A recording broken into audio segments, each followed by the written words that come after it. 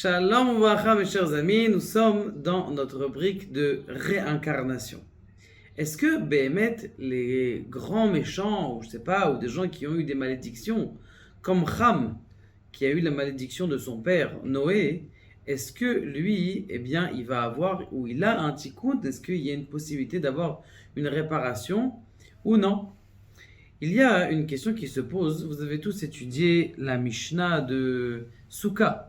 Dans la Mishnah de Souka, on dit qu'il y avait le serviteur de Rabban Gamliel qui était en train de dormir sous le lit dans la Souka.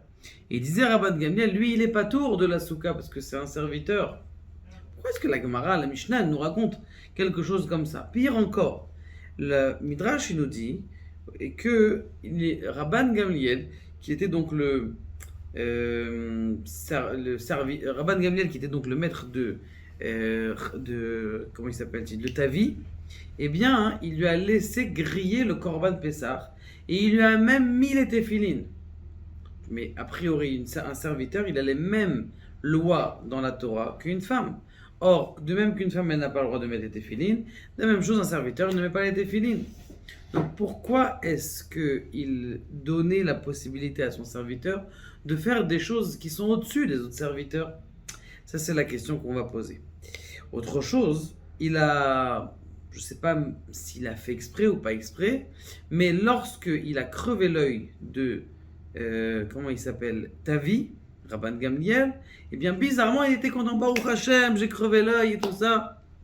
Bon, a priori, il y a ici plusieurs questions qu'on ne comprend pas au sujet de ce serviteur-là, Tavi Avdi. Eh bien, le Harizal nous donne un secret extraordinaire. Qu'en vérité, Tavi Avdi, c'était un serviteur qui avait été acheté vraisemblablement de l'Égypte. Et lorsque Tavi avait été acheté de l'Égypte, eh bien, ce qui s'est passé, c'est que, en vérité, ce Tavi était la réincarnation de Ham.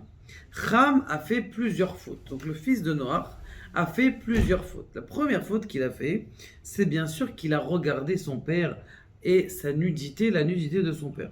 Ça, c'est la première faute qu'il a fait. Là, l'autre faute qu'il a fait, c'est marqué Vayar Ham, il a vu Ham, Vayaged, il est parti dire à ses enfants, ah, regardez papa, il est tout nu, ou il est dans sa chambre. Qu'est-ce que c'est ça? Donc, il est parti dire donc à ses frères. Donc il a été pogem, il a abîmé aussi sa parole. Le troisième pogam qu'il a fait, le troisième problème qu'il a fait, c'est que on sait très bien que lorsque le monde est dans une détresse, nous n'avons pas le droit d'avoir de relations. Et ainsi, dans la Teva, on n'avait pas le droit d'avoir de relations hommes et femmes, même animal. D'ailleurs, c'est pour ça que dans la Teva, il y en a eu plusieurs qui ont comment on appelle ça, ils ont eu des relations, dont le chien. C'est pour ça qu'il a eu une malédiction, c'est que il a toujours mal dans ses accouplements. Et Ham, lui aussi, il y a aussi qui? Le corbeau. Le corbeau, lui, eh bien, il a mérité, ou plutôt, il a été puni d'une voix qui est rocailleuse, alors que tous les oiseaux, ils ont des petites voix jolies et sympathiques d'écouter. Lui, le corbeau, dès qu'il commence à crier, on n'a même pas envie de l'écouter. Pourquoi? Parce qu'il a eu des relations pendant la Teva. Ça, c'est les trois personnes. Maintenant, donc lui, Ham, il a vu le corbeau, il a eu envie aussi d'avoir une relation avec sa femme. Et ce qui s'est passé, c'est que, eh bien, c'était un pogam, c'est-à-dire un problème qu'il fallait aussi arranger. La dernière chose, comme vous le savez, c'est que quelqu'un qui vient d'un peuple, eh bien, tout simplement, il y a l'impureté de ce peuple qui est parmi lui. Cette impureté de ce peuple qui est parmi lui, eh bien, il faut aussi l'extirper.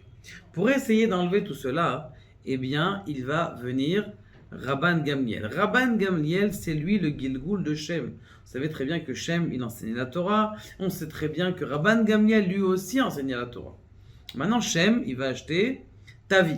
Tavi, c'est en vérité des lettres qui sont, si vous faites le calcul, c'est la même valeur numérique que Ham, si vous rajoutez Kaf dessus.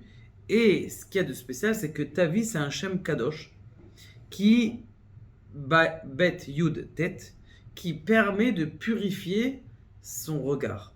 Lorsque quelqu'un il a vu une mauvaise chose, eh bien il pense à ce Shem Kadosh et ça enlève la saleté de ce qu'il a vu. Autre chose aussi, c'est que le mot Tavi, eh bien il fait référence à Yabet. Yabet, c'est-à-dire il regardera. Donc ça veut dire on voit qu'ici, de même qu'il a fauté Tavi dans le regard de son père, eh bien il va revenir en Gilgoul chez Tavi, de même que Cham il a fauté dans le regard de son père, Tavi va revenir et il va réparer. Comment est-ce qu'il va réparer? Alors déjà, c'est grâce au fait que Rabban Gamliel, il était content qu'il lui a crevé l'œil. Malheureusement, il est parti voir Rabbi Elazar. Rabbi Elazar lui dit non, je suis désolé. Même si tu lui as crevé l'œil, il ne sort pas en shichrour, il ne sort pas comment on appelle ça, en affranchissement. Pourquoi? Parce que tu as reconnu ta faute. Comme tu as reconnu ta faute, c'est un knas, celui qui reconnaît son knas, c'est-à-dire son PV, sa pénalité, eh bien, il est dispensé de la pénalité. Alors donc, là aussi, il était dispensé de sa pénalité. La deuxième problème qu'il avait, c'est qu'une fois, on raconte dans le Midrash Rabbah quelque chose de sympathique. Rabban Gamliel, il demande à son serviteur, Tavi, va m'acheter quelque chose de bon dans le chouk. Au souk. Il va donc dans le marché, il va acheter de la langue. Il lui fait une langue magnifique, extraordinaire, frère, c'est vrai, c'est la meilleure viande. La semaine d'après, il lui demande, Rabban Gamliel, va m'acheter une chose qui n'est pas bonne dans le chouk. Qu'est-ce qu'il va lui acheter? Il va lui acheter une langue. Je ne comprends pas. La semaine dernière, tu m'as amené un bon mets, c'était de la langue. Là, tu m'amènes un mauvais mets, c'est de la langue, je ne comprends pas. Il lui dit, je vais t'expliquer en vérité. La langue, ça peut être comme très bon, magnifique, ça peut être comme dégoûtant. D'ailleurs, c'est rigolo parce que il y a des gens qui aiment, ils adorent la langue.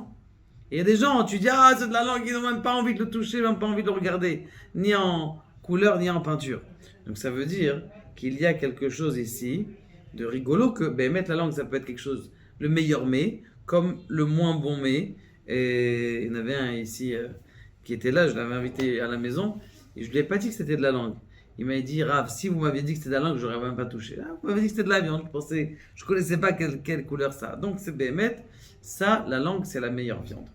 Donc ça peut être, et c'est en vérité, c'est un remède pour te dire qu'il a été métaken, il a réparé, il a compris la bonne langue, le bon parole et la mauvaise parole, parce qu'il avait dit à ses frères que leur père était nu. Et la kedusha, et on l'a dit, et le tashmi shamita. Tashmi shamita, c'est-à-dire les relations. On sait très bien qu'il a été cham il a une relation dans la teva, et maintenant ce qui va se passer, c'est que, eh bien, il va être dans la souka. Et quand on est dans la souka, on sait très bien que celui qui dort sous la souka, c'est comme s'il est dans une teva, dans une boîte, il était sous le lit, sous la teva, comme dans la boîte. Et on sait très bien que le mot souka, c'est la même valeur numérique que le nom Yud Kevavke et le nom de Amonai, Aleph Dalet Nun Yud, ça fait la valeur du numérique de Souka et ça montre l'union entre les deux noms saints pour dire qu'il a été métaken, il a dormi sous le lit, il n'a pas eu de relation ni avec personne, il était sous le lit tout seul dans la Souka, il ne sortait pas de la Souka pendant les 7 jours de la fête. Donc de là on voit qu'il a réparé le Tashmi Shamita, c'est-à-dire les relations qu'il n'aurait pas dû avoir pendant l'attente de Noach. Et il restait une dernière chose dans la Tevat Noach. Une dernière chose, c'est l'impureté qu'il y a dans le peuple de l'Égypte. Il y a une impureté dans chaque exil, elle a son impureté. L'exil de l'Égypte, comment est-ce qu'il a fallu l'extirper de ta vie? Eh bien tout simplement, Rabban Gamliel il lui a dit, va griller le Korban Pessah. Pourquoi est-ce qu'on grille le Korban? Pour se rappeler qu'on est sorti d'Égypte rapidement et on a enlevé toute l'impureté d'Égypte.